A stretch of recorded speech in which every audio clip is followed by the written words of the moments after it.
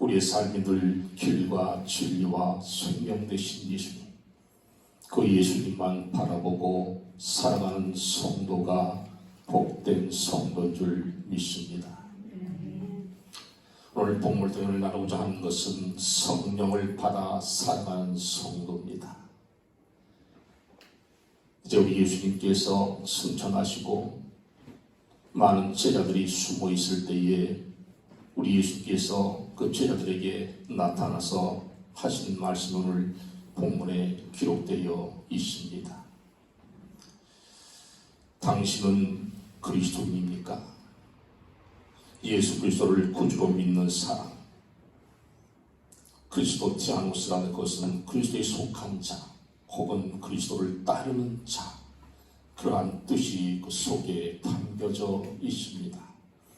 이전에 제자는 또한 신자, 믿는 자, 성도, 형제 등으로 불렀었습니다.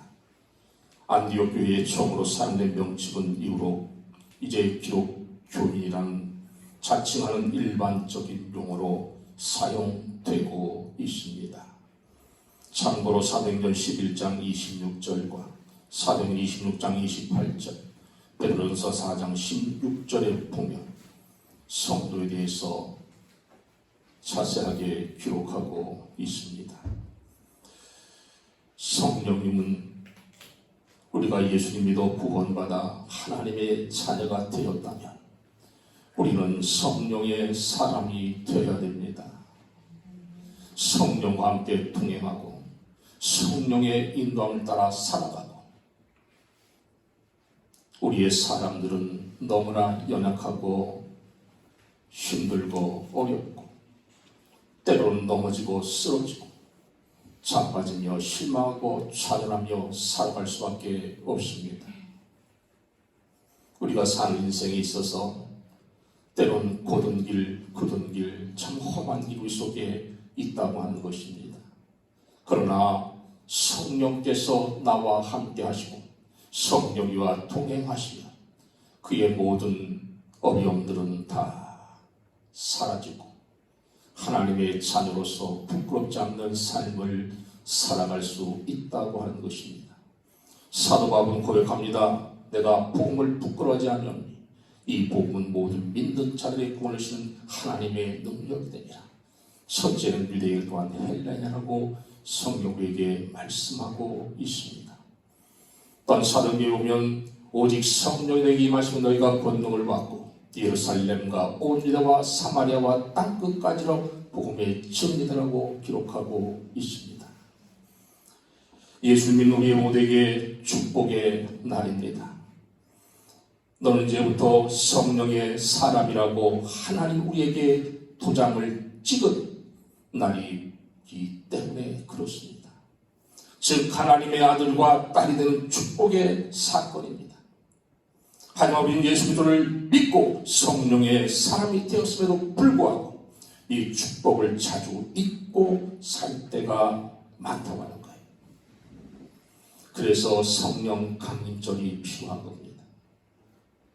성령께 우리가 함께 하시고, 이제 많은 제자들이 부끄러워서 그 복음을 어떻게 전할까, 예수님 없으니 너무나 저들은 힘들고 어려웠어 숨어 있었습니다. 그럴 때 예수님 그 방에 나타나셔서 오늘 성경에서 말씀하고 있습니다. 오늘 본문 19절, 이날에 곧 안식구 첫날 저녁 때에 제자들이 유대인들을 두려워하여 모인 곳에 문들은 닫았더니 예수께서 오사 가운데 서서 이르시되 너희에게 평강이 있을지어다. 예수님의 첫 말씀은 평강이었습니다. 많은 사람들은 예수님이 기적을 보고 예수님의 죄 용서 말씀을 들으면서 예수님의 메시아가 소리치고 뒤따랐습니다. 예수님의 주위에 수많은 명과 많은 사람들이 몰려들어왔습니다. 예수님이 제자라는 것으로 사랑이 되는 상황이었습니다. 그리고 말씀하십니다. 예수님이 제일 먼저 이들에게 하신 말씀은 다른 것이 아니었습니다. 평안하라 하는 것입니다. 너희에게 살 놈이 있느냐? 제자들이 얼마나 두려우며 마음에 평안이 없었으면 예수님의 첫 말씀에 평안에 대해서 우리에게 말씀하셨을까요? 여러분 평안하십니까? 요즘에 코로나19를 통하여서 많이 불편한 것들이 많이 있습니다. 잘 모이는 모임에 가지도 못하고 예배로도 참석을 하되 좀 거리두기를 뛰어앉으라고 하고 또 한 주를 돌아오면서 서로 만나서 대화도 하고 해야 되는데 하지를 못하게 하고 또 여기저기 들어가서 음식을 같이 좀 나누면서 나눠야 되는 것도 하지 못하게 하고 얼마나 힘들고 어려운 상황입니다. 이런 상황 속에 우리는 예수님의 말씀 우리에게 평안이 있느냐? 예수님 우리와 함께하면 평안이 있습니다. 내 속에 있는 성령을 깨워 기도하면 분명히 하나님 우리에게 평안을 허락해 주실 것입니다. 요한복음 본문 21절에 보면 예수님이 이르시되 너희에게 평강이 있을지어다 그랬어요. 너희에게 평강이 있으라 말은 19절에 나오고 21절에도 나타납니다. 평강이 있으라 더 이상 두려워하지 말라. 더 이상 부끄러워하지 말라. 더 이상 너희가 혼자라고 생각하며 외로워하지 말라는 것입니다. 그렇게 평강을 말씀한 예수님께 명령을 주십니다. 바로 성령을 받으라 하는 것입니다. 오늘 본문 22절에 보면 이 말씀하시고 그들이 향하사 24명이 이르시되 성령을 받으라 그랬어요. 우리 모든 성도들은 늘 성령 충만, 은혜 충만, 말씀 충만한 삶을 살아가기를 소망합니다. 때로는 살면서 세상에 살다 보면 세상 유혹에 세상에 빠져 살아갈 수밖에 없습니다. 저도 목사지만 세상에 나와 세상 일을 하다 보면 그 유혹될 때가 있다고 하는 것입니다.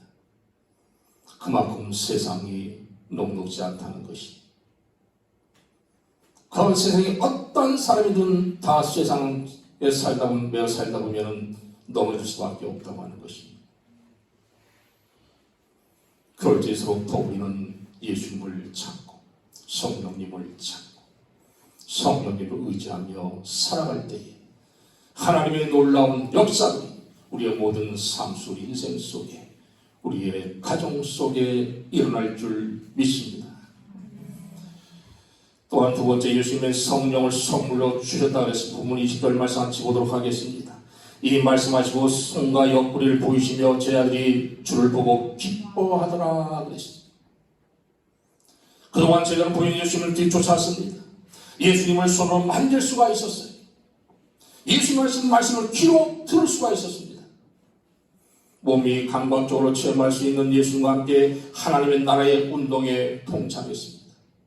그것이 저들에게 기쁨이었습니다. 그런데 이제 예수님은 하나님 나라, 하나님 앞으로 올라가시다는 말씀하십니다. 그리고 저들에게 마지막으로 최고의 선물을 주십니다. 그 선물은 바로 성령이었습니다. 내가 너에게 성령을 주겠다. 그리고 성령을 받아라. 성령 충만하라. 말씀하신 예수님은 의도는 무엇일까요? 이제 나는 떠나지만 너희 자신과 너희 다 더 잘 아는 성령을 너희 안에 머물게 하겠다고 하시는 거예요. 예수님께서 약속하시는 것이라는 것입니다. 어떤 삶을 살 것인가에 대해 스스로 생각하고 싶도록 어떤 때부터 가르쳐야 됩니까? 예수님 그렇게 하셨습니다. 그리고 떠나시 전에 성령을 주셨습니다. 성령은 자유롭게 하는 영입니다. 분별하는 영이고 생각하고 결단하는 영이고 또한 인간을 성숙하게 하는 영입니다. 이제는 보이지 않는 성령을 의지하면서 내 인생을 살아가고 부탁하는 것입니다. 예수 그리스도를 믿는 순간 성령님께 우리 안에 거하신다고 하는 것입니다.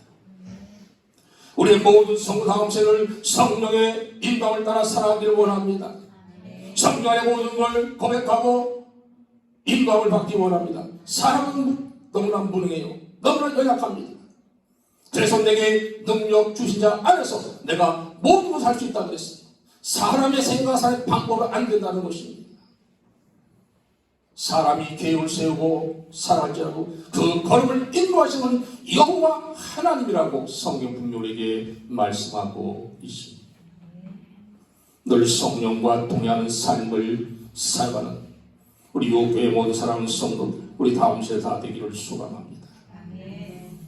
마지막으로 우리는 성령에 붙잡힌 사람들이다. 본문 21절 말씀 같이 한번 보도록 하겠습니다. 예수께서 이르시되 너희에게 평강이 있을지어다. 아버지가 날 보내신 것 같이 나도 너희를 보내노라. 또 예수는 마지막 순간에 이렇게 말씀합니다. 예수께서 또 이르시되 너희에게 평강이 있을지어다. 아버지께 나를 보내신 것 같이 나도 너희를 보내노라. 예수님은 정체성이 어디에 있습니까? 하나님이 나를 이 세상에 보내셨다는 것이 예수님이 가지고 있는 자기됨의 정체성입니다. 예수님이 어떤 순간에도 담대할 수 있었던 그 이유가 바로 그것이었습니다. 하나님 나를 보냈다는 것입니다. 예수님이 한 말이 있었던 것도 하나님 내게 말씀을 주셨기 때문이라고 했습니다. 예수님은 당신이 하나님으로부터 보내심 받은 존재임을 확신하며 선언하십니다. 그러나 우리가 붙잡힘을 받고 있는 영은 거룩한 영, 바로 성령입니다. 주님은 이 영 안에서 자유를 누리고 사탄과 죄의 권세로부터 승리하고 하라고 우리에게 말씀하고 계시다고 하는 것입니다. 오늘 본문 22절 23절에 보면 이 말씀하시고 그들에게 향하여 숨을 내쉬며 이르시되 성령을 받으라. 너희가 누구의 죄든지 사하면 사해질 것이요 누구든지 죄든지 그대로 두면 그대로 있으리라 그랬습니다. 무슨 말씀입니까? 성령을 돕는 분이시다는 것입니다. 보혜사 성령, 우리 옆에서 보호하시고 도우시는 분, 바로 우리 성령인 것입니다. 성령 하시니 무엇입니까? 성령 사역은 수십 수백 가지가 됩니다. 그 중에서 세 가지만 여러분에게 말씀드리려고 합니다. 첫째, 예수를 믿는 자에게는 하나님의 자녀들은 특권을 주십니다. 종이 아니라 자녀로 우리를 불러주시는 것입니다. 로마서 8장 16절에 보면 성령이 진 우리의 영과 더불어 우리가 하나님의 자녀인 것을 증언하시나니 그랬습니다. 성령 우리가 영과 더불어 생각하게 하시고 판단하게 하시고 분별하게 하시고 행동하게 하시는 분이라고 하는 것입니다. 두 번째는 성령님은 예수님을 기억하고 예수님의 말씀을 깨닫게 하십니다. 요한복음 14장 26절에 보면 보혜사 곧 아버지께서 내 이름으로 보내실 성령 그가 너희에게 모든 것을 가르치고 내가 너희에게 말한 모든 것을 생각나게 하리라 했습니다. 성령께서 우리를 깨닫게 하시고 예수님의 지혜를 내 것으로 받게 하신다는 것입니다.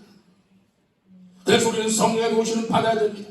그래야 내 안에 하나님의 말씀이 살아 숨쉬게 된다는 것입니다. 우리가 삶을 살 데 있어서 하나님 말씀이 없으면 우리가 어떻게 살아가겠습니까? 힘들고 어렵고 고난이 반란이 닥칠 때에 하나님 말씀을 생각나게 하고 하나님 말씀이 내 속에 있다면 그 고난을 견뎌나갈 수 있다고 하는 것입니다. 여러분 삶에서 문제 없는 사람이 어디 있겠습니까? 가족 문제, 자녀의 문제, 직장의 문제, 많은 문제 속에 살아가고 있어요.